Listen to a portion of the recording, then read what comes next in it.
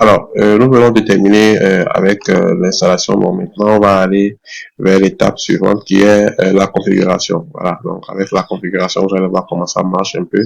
C'est très simple et facile à prendre en main. Vous allez remarquer que les voyants sont tous désactivés, sauf le voyant du port numéro 5 qui est en rouge. On va essayer de revoir tout cela pour que ça soit bien OK et clean. Voilà. Donc, ce qu'il faut faire maintenant, c'est d'utiliser le euh, le deuxième fichier que nous avons téléchargé. Oui, voilà le deuxième fichier pour flasher à nouveau le système.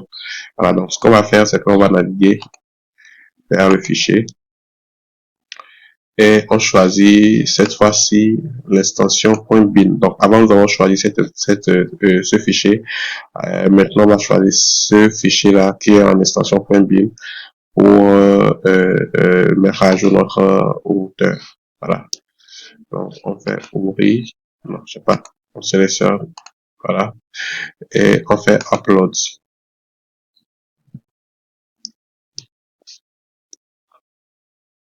Voilà. Donc, il me demande si j'ai envie de garder la configuration courante. Je lui dis non. Et je continue. Donc, ça va prendre un peu de temps. Ça va se redémarrer de lui-même. Et on revient juste après. Bon, voilà, c'est bon. Ça s'est redémarré de lui-même. On va se connecter à nouveau et puis on va continuer la configuration. Donc, vous avez une idée sur l'état de votre routeur. Voilà, donc c'est bon. Bon, maintenant, ce qu'on va faire, c'est qu'on va attaquer les interfaces. Voilà, donc la configuration, c'est au niveau des interfaces. Pour le moment, donc, on navigue vers les interfaces. Et là, on retrouve trois interfaces. C'est l'interface LAN qui nous importe actuellement. Ça, c'est l'interface WAN IPv4 et l'interface WAN IPv6. Donc, j'ai vraiment pas besoin de l'interface WAN IPv6. Pour ma part, moi, je vais désactiver pour ne pas avoir des conflits.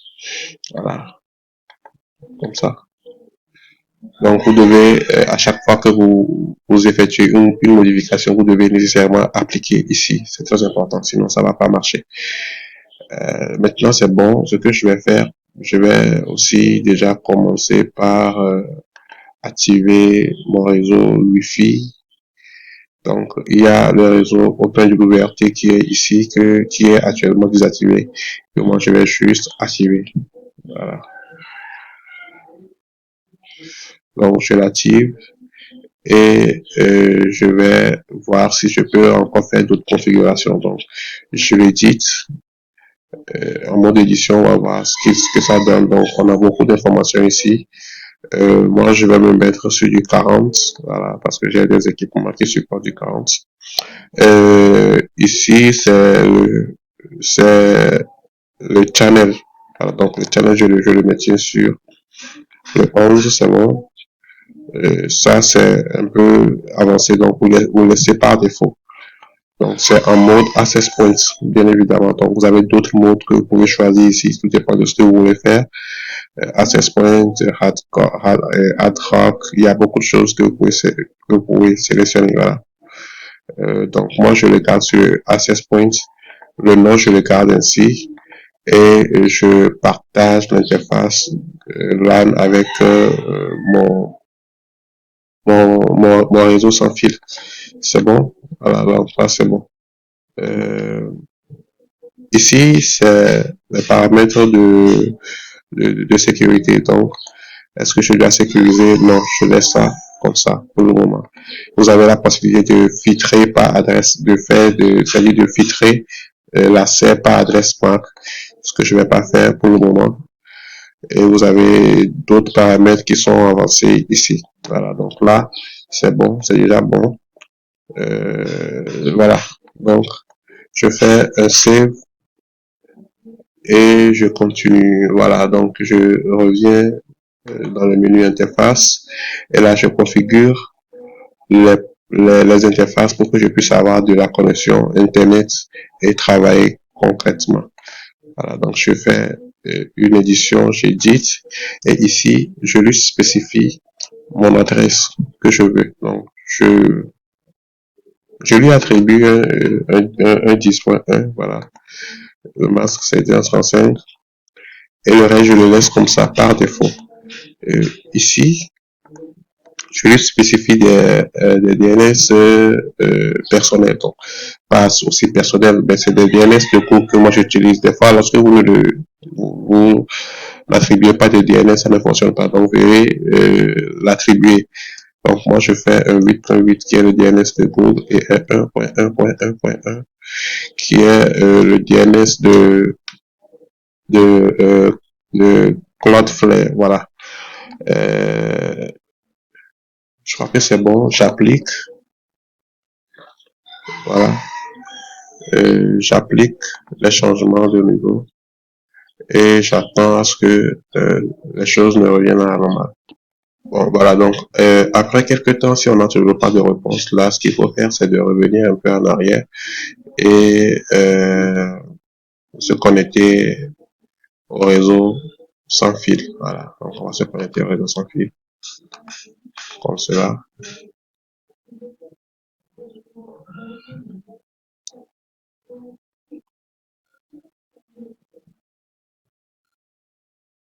Voilà, on se connecte au réseau sans fil.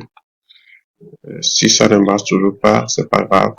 On revient ici, on change les paramètres de configuration.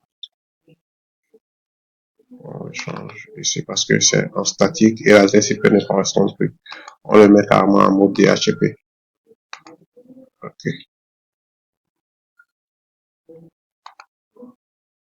Et là, on utilise l'adresse open source LAN.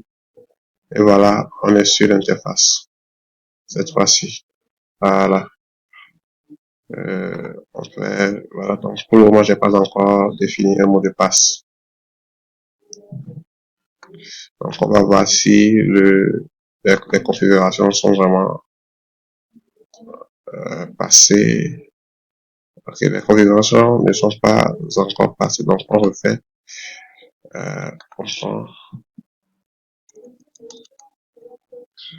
10.10.10.1. Voilà, donc ici c'est le 2.5. Le serveur DNS c'est 8.8.8.8.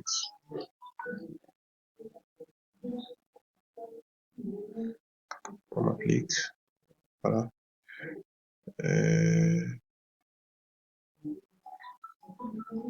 C'est pas fini.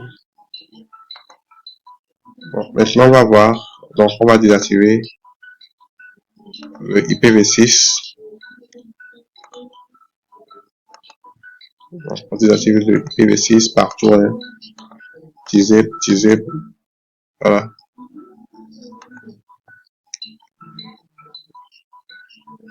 Apply.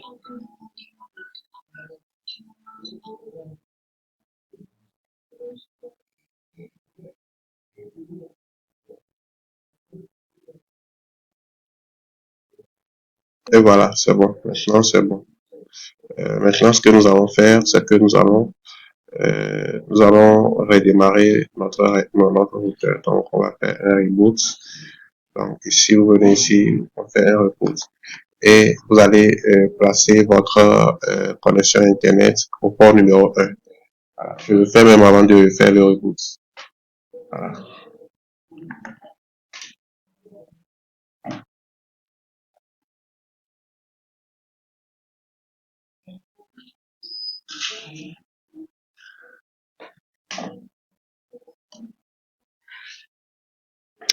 Et voilà, donc nous revoilà encore sur la page. Donc, on va se loguer correctement.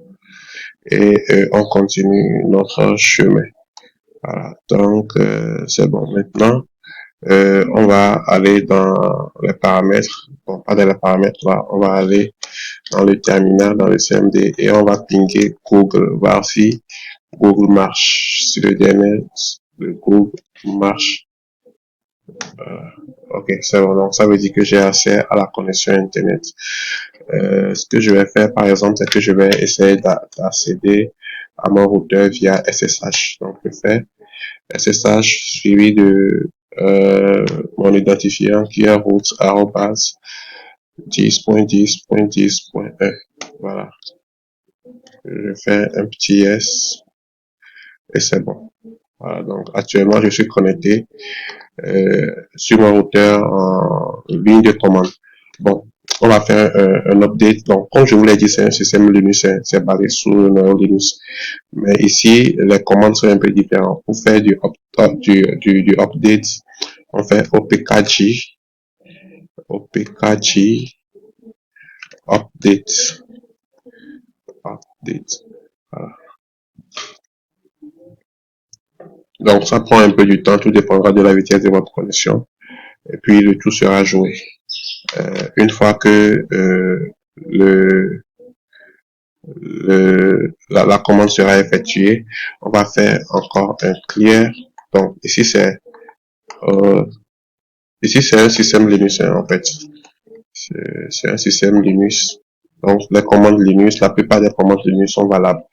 Bon, maintenant, on fait un clear et on installe Nano, puisqu'on aura à éditer des fichiers. On fait opkg install Nano. Il y a Vim qui est installé par défaut, mais sans vous mentir, je ne suis pas assez à l'aise avec Vim. Voilà, donc j'installe Nano. Voilà, j'installe Nano.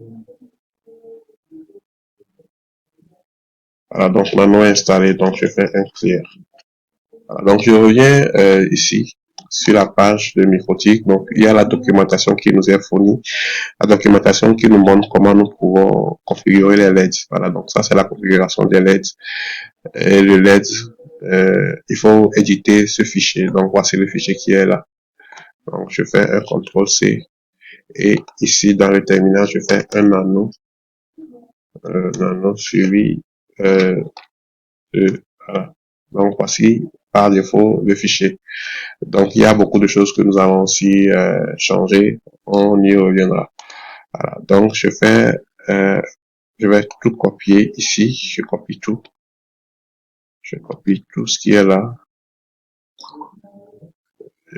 Voilà. Je fais CTRL-C et je remets ça ici à sa place. Comme ça, sans rien changer. Je fais un CTRL-O et un CTRL-X. Donc là, je fais un reboot. Voilà, donc avec ça, vous allez remarquer que le, le routeur va se redémarrer et après le redémarrage, les voyants, les LED vont s'activer. Donc tout sera à sa place, sauf le voyant 5. Voilà, donc pour le voyant numéro 5, le port numéro 5, on va aussi le faire. Donc ce qu'il faut faire, c'est ça. Donc il faut désactiver, soit vous désactivez, vous avez la possibilité de désactiver le PoE au port numéro 5 ou soit vous appliquez voilà cette commande. Donc cette commande vous permet de désactiver temporairement le PoE. Donc c'est ce que nous allons faire. On va juste désactiver temporairement le PoE. Voilà, pas temporairement. Voilà. Donc on revient, on prend la commande, on rappelle la commande pour se connecter. Voilà, donc on fait comme ça et c'est bon. Ok, bon, maintenant avec cette commande, vous allez voir que tout est ok. Le voyant rouge n'est plus là. Voilà, je fais un reset. Bon. Donc je peux revoir ici. Il y a d'autres configurations que je peux encore faire. Je peux par exemple revoir. Donc je me connecte à nouveau. Je me connecte à nouveau.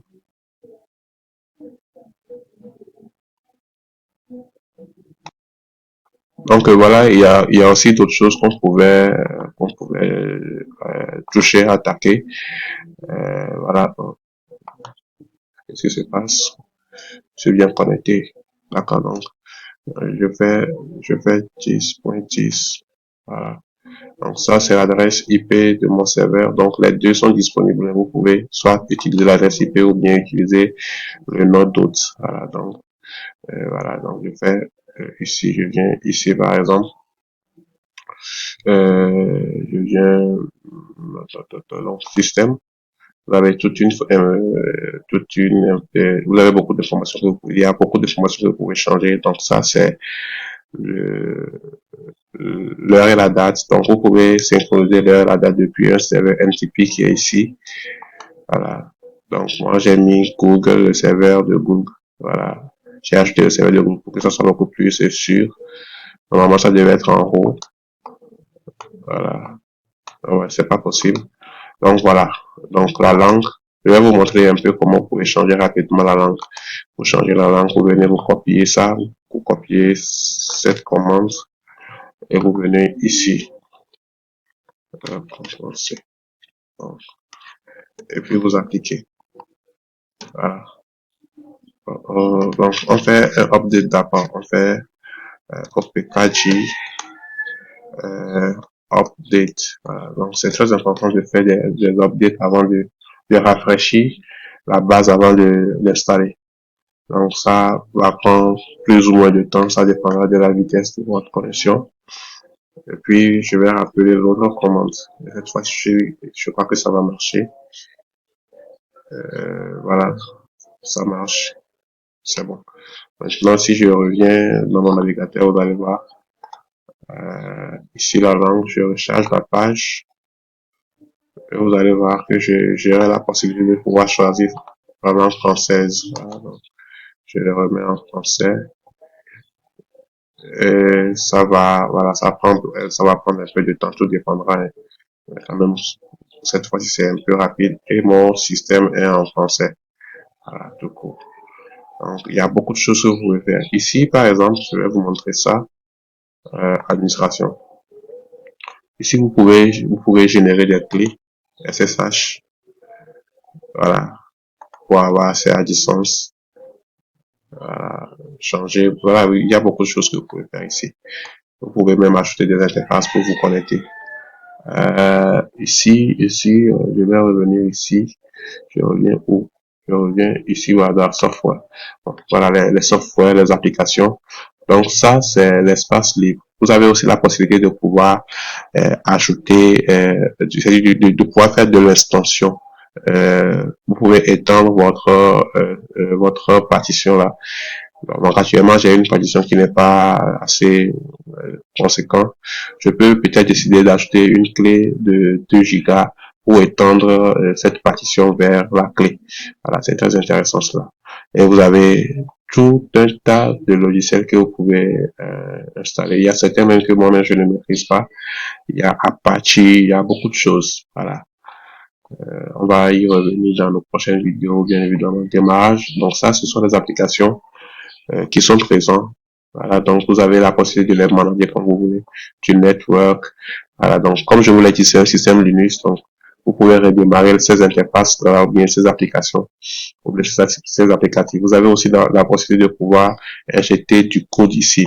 Supposons que vous voulez, par exemple, vous voulez que le système se redémarre à des heures périodiques de la journée. Vous allez venir introduire des bouts de script ici.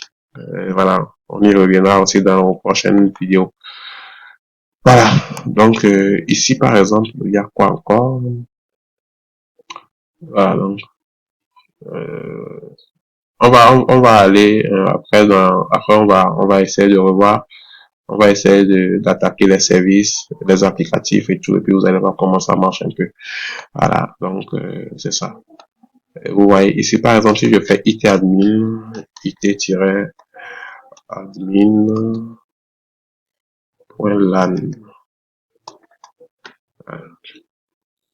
Ok, ça n'a pas marché, faut pas.